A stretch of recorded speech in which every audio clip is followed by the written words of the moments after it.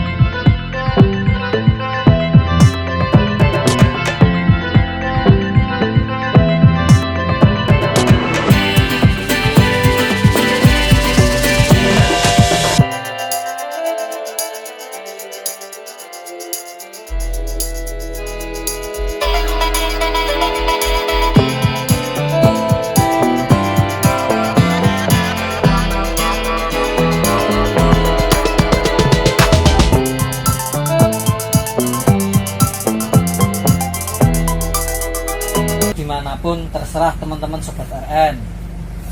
Nanti kita cantolkan di bawah jok seperti ini, atau bisa kita cantolkan pewangiannya itu di lower AC seperti ini. Ini contohnya. Nah, seperti ini.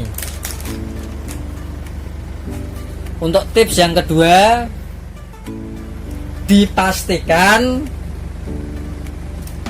AC ini dingin teman-teman. Kenapa harus dipastikan dingin? Karena unit untuk pariwisata ini AC memang kebutuhan utama. Ketika AC ini tidak bisa maksimal alias tidak dingin, nanti teman-teman bisa mendapat komplain dari penumpang teman-teman. Ketika kita mau berangkat, kita sudah cek kebersihan, kerapian, dan kewangian interior. Lanjut kita cek untuk bagian AC. Ketika AC ini memang sudah dingin, kita lanjut pengecekan yang berikutnya. Tetapi misalkan AC-nya ini tidak dingin, ini teman-teman sudah bisa mengambil sikap. Mengambil sikap itu bagaimana? Mungkin bisa kita ganti dengan unit yang lain, atau kita tukar dengan unit yang lain. Karena selama perjalanan, kalau AC ini tidak bisa maksimal atau tidak bisa dingin, nanti teman-teman mendapat komplain dari penumpang. Itu rasanya sangat tidak mengenakan sekali di hati kalau kita mendapat komplain dari penumpang. Walaupun sebetulnya itu pun hal yang sangat wajar, karena namanya penumpang juga berhak untuk komplain. Setelah AC selesai kita cek dan kita sudah pastikan dingin, tips yang ketiga, itu kita pengecekan audio video seperti ini teman-teman. Ini dipastikan TV-nya nyala, pemutar playernya ini juga harus kondisi nyala atau normal. Dan bagi yang sudah menggunakan inverter seperti ini, inverter ini gunanya untuk mengecas baterai ketika dalam perjalanan ya teman-teman. Seperti ini kan colokan USB, ini untuk ngecas HP. Ini juga dipastikan nyala. Kalaupun tidak nyala bagaimana? Sebetulnya sih tidak apa-apa. Cuman untuk kebutuhan pariwisata untuk saat ini audio video plus inverter ini sudah menjadi kewajiban yang ada di dalam setiap unit.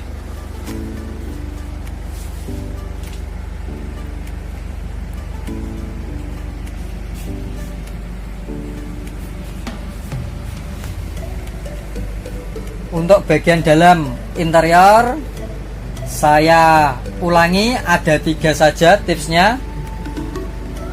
Itu sangat mudah untuk dipraktekkan ya teman-teman. Yang pertama, kebersihan.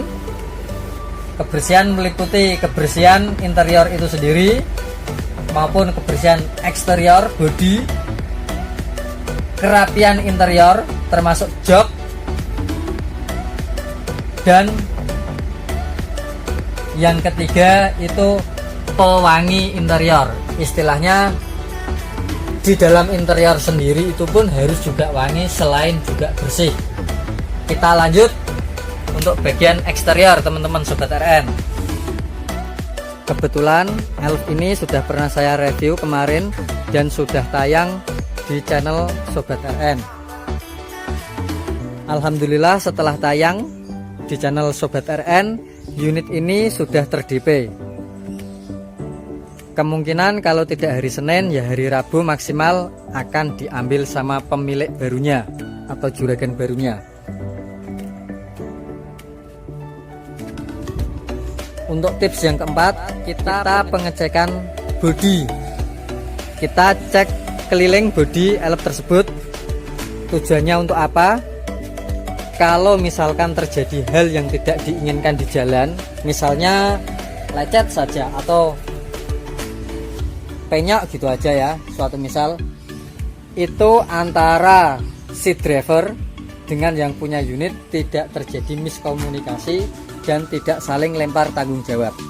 Karena tidak menutup kemungkinan keluar dari garasi unit mulus setelah pulang dari bekerja atau setelah pulang habis ngetrip kembali ke garasi ada bagian-bagian bodi yang lecet. Mungkin kalau lecetnya itu tipis itu wajar, tetapi kalau lecetnya itu mungkin bisa panjang atau terlalu dalam, itu juga kasihan yang punya unit kalau kita lempar tanggung jawab. Jadi begini, kita keliling ya teman-teman Sobat RN. Ini kita keliling mana saja yang lecet sebelum unit ini keluar dari garasi. Saya ambil contoh ini kan memang sudah tidak ada. Jadi ketika kita sudah melakukan pengecekan keliling muter bodi ya, ini memang sudah tidak ada. Tetapi kalau misalkan ini waktu kita mau pakai ini sudah ada, masih ada maksudnya, tetapi setelah pulang ke garasi mungkin kesenggol atau apa, intinya ini sudah tidak ada, ini kan kita tidak saling lempar tanggung jawab. Misalnya begini, yang punya atau si juragan atau ownernya ini bilang, loh mas, ininya kok nggak ada sen sebelah bagian kanan untuk bodi belakang. Kalau kita dari awal tidak pernah mengecek, kita kan juga bingung. Kita pasti berpikir atau istilahnya mengingat-ingat, tadi ada apa enggak ya, kan gitu. Ini rentan dan bisa menjadi miskomunikasi, dan hubungan selanjutnya juga nanti akan menjadi tidak baik. Tetapi kalau kita sudah pengecekan sebelum berangkat, misalkan ada yang lecet seperti ini, misalkan ini kita bisa ngomong sama juraganya, bos ininya lecet ya, ininya tidak ada. Jadi ketika unit sudah dikembalikan, si bosnya atau si juraganya tanya, memang dari awal sudah sama-sama tahu. Maksudnya seperti itu, untuk kita pengecekan bodi, bagian mana saja yang lecet ataupun yang tidak. Setelah tips yang keempat, pengecekan bodi, kita pengecekan ke mesin. Ini kita sudah berada di bagian mesin, apa saja yang harus kita cek. Ini tips yang kelima, itu pengontrolan mesin teman-teman sobat RN. Yang harus dikontrol itu sebetulnya cukup mudah, hanya air yang ada di radiator dan oli. Kapasitas olinya ini masih atau kurang. Kalau kurang ya kita tambahi, kalau masih ya sudah. Ini kita buka ya teman-teman. Ketika air di dalam radiator ini berkurang, bisa kita tambah. Begitu juga ketika kita cek dari stik olinya ini. Di stik oli ini kan ada batas maksimal dan minimum oli ya teman-teman.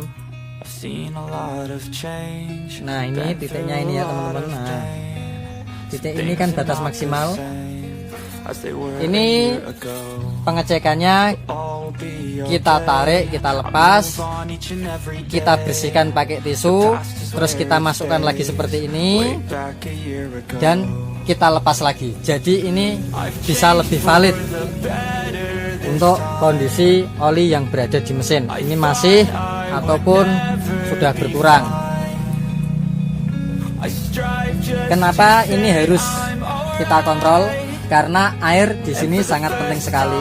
Ketika dalam posisi berjalan kita kehabisan air, nanti mobil ini akan mogok dan berakibat mobil ini atau elf ini akan bisa turun mesin. Tetapi kalau kita sudah melakukan pengecekan, misalkan ini kurangnya kok terlalu banyak pada waktu sebelum berangkat, kita bisa tanya kepada orang yang terakhir menggunakan elf ini ataupun kepada juragan dari elf ini. Jadi nanti kita bisa ambil tindakan, kita masih tetap pakai elf ini atau ganti dengan elf yang lain. Karena sangat riskan sekali kalau kita kekurangan air. Setelah kita cek bagian mesin, kita cek bagian kolong-kolong. Kenapa kita harus cek bagian kolong-kolong? Karena kalau misalkan terjadi rembes, itu kita bisa tahu rembesnya itu dari mana dan indikasinya apa. Itu masih dalam kategori ringan, sedang ataupun berat. Jadi kita bisa menentukan jadi kita pakai unit ini ataupun tidak. Dan tips yang terakhir, yang keenam, sebelum kita berangkat menjemput penumpang, alangkah baiknya sistem pengereman ini kita coba terlebih dahulu. Maksudnya bagaimana? Karena setiap elep yang belum pernah kita pegang atau kita pakai, biasanya karakter dari sistem pengeremannya itu kan berbeda-beda. Ada yang di setel tinggi, ada di setel rendah, kadang malah ada yang di setel model dikocok 2-3 kali baru berhenti. Nah ini kalau tidak kita cek terlebih dahulu, ini akan sangat membahayakan ketika kita sudah membawa penumpang lari di jalanan, ternyata ada pengereman mendadak di depan kita. Tetapi kalau kita sudah tahu karakter dari pengereman unit yang mau kita pakai, insya Allah aman. Oh, ini ternyata modelnya setelannya agak tinggi. Oh, ini ternyata model setelan pengeremannya agak rendah. Ataupun oh, ini modelnya ternyata harus dikocok dulu. Jadi saya jangan terlalu menempel pada mobil yang berada di depan saya. Mungkin seperti itu.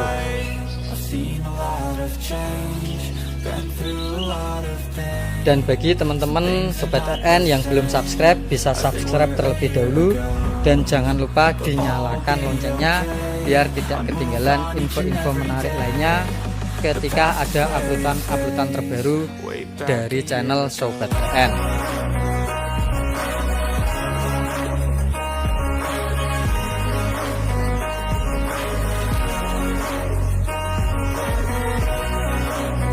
Akhir video, wassalamualaikum warahmatullahi wabarakatuh. Semoga bermanfaat bagi Sobat RN dimanapun berada.